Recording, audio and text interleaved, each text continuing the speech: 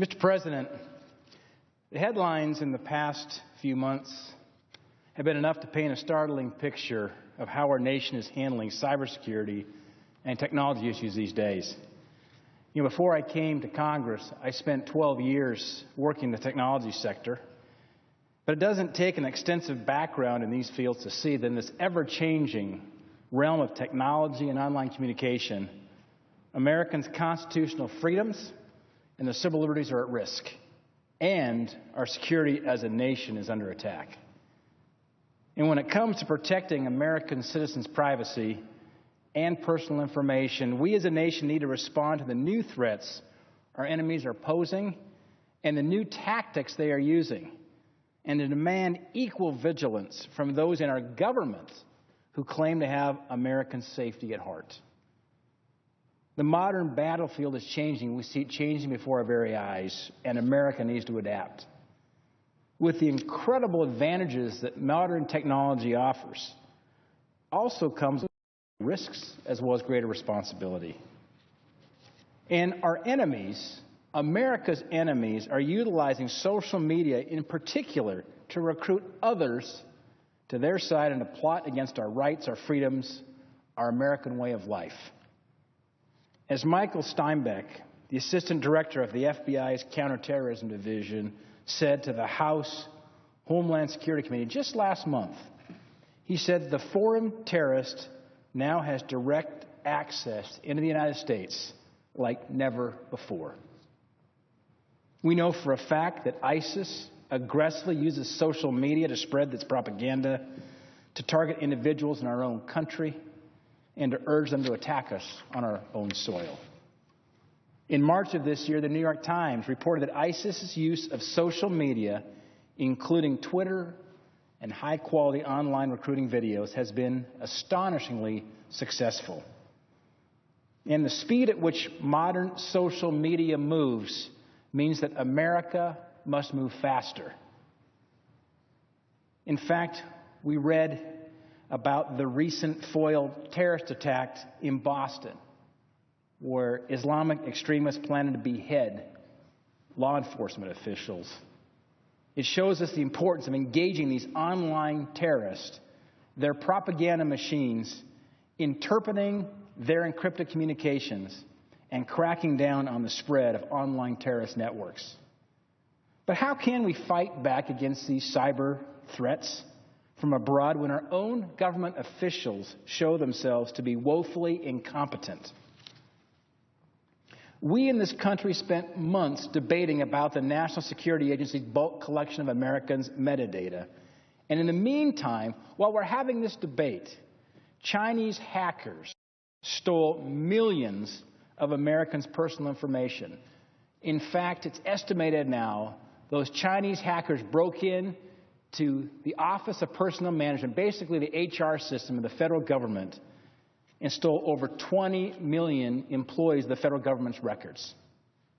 This recent breach of federal employees' information may possibly be rooted in a phishing email. In fact, in a recent article in Ars Technica on June 8th, they said this, and I quote, "It may be some time before the extent of the breach is known with any level of certainty. What is known is that a massive malware package, likely delivered via an email phishing attack against OPMs or interior employees, managed to install itself within the OPM's IT systems and established a backdoor for further attacks. These attackers then escalated their privileges on OPM systems to the point where they had access to a wide swath of the agency's systems. These hackers broke in to the computers at the federal government's Office of Personnel Management. They were downloading the very forms that federal employees use to gain national security clearance. In fact, in USA Today, earlier this month, they said the hackers took millions of the forms used by people to disclose intimate details of their lives for national security clearances. The information could be used to unmask covert agents or try to blackmail Americans into spying for an enemy. In fact, I was one of those millions of Americans, as were other members of Congress, whose personal information was compromised in this breach. And I demand accountability from the director and others of the OPM, but we also need to address the systemic problems with cybersecurity in this country directly. These outdated security systems at the OPM and other agencies of the federal government that have been recently hacked show that America is not up to speed with the kinds and the levels of cyber threats our country is facing. Let me give you an example.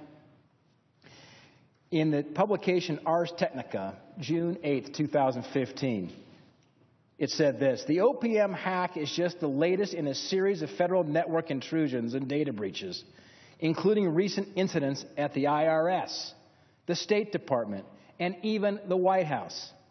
These attacks have occurred despite, and listen to this, despite the $4.5 billion National Cybersecurity and Protection System program and its centerpiece capability called Einstein.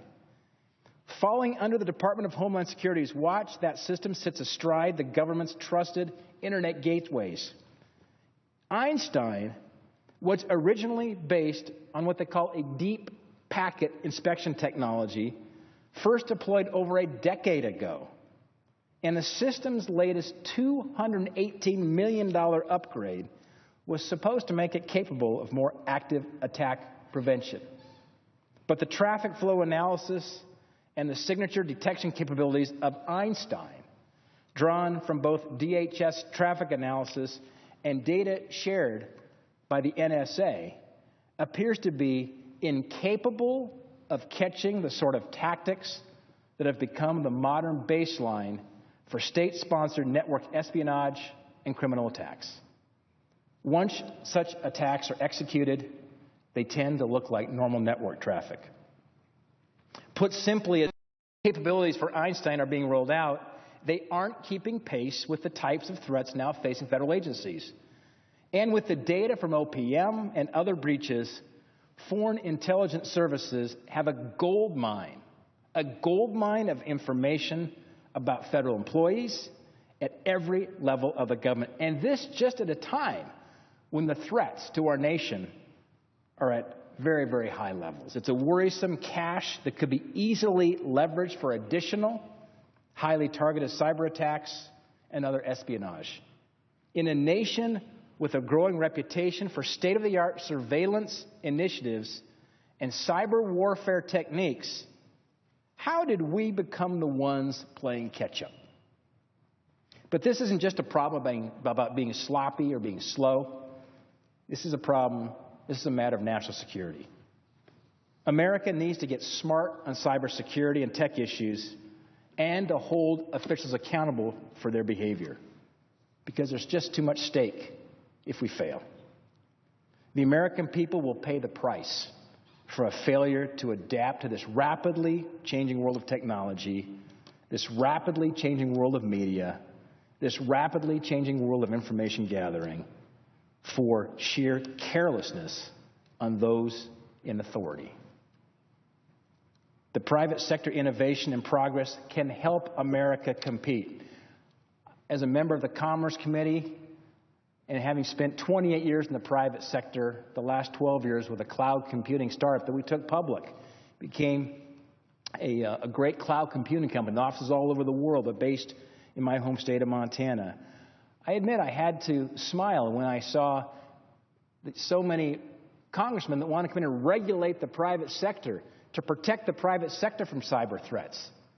Well, again, in 28 years of serving in the private sector, I never once had my information breached. I never once had a letter from my HR department saying my information's been compromised. It wasn't until I became a federal employee, elected to Congress a few years ago, when my information was compromised. The private sector runs a whole lot faster than the public sector. I think the government needs to look within to make sure that we can be at the forefront of technology and cybersecurity. But these efforts will be thoroughly wasted if the public sector, if the federal government does not take the necessary precautions and procedures to protect the American people. Thank you, Mr. President. I yield back.